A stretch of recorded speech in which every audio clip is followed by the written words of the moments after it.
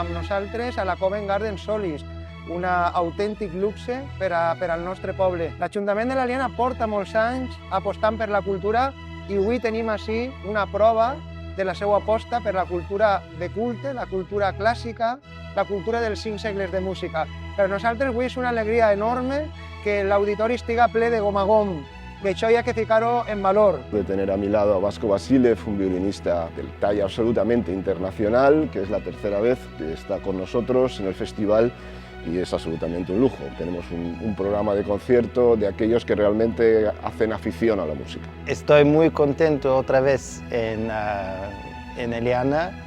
Es un sitio fantástico y me gusta mucho tocar aquí y gracias a Vicente que nos invitamos nosotros.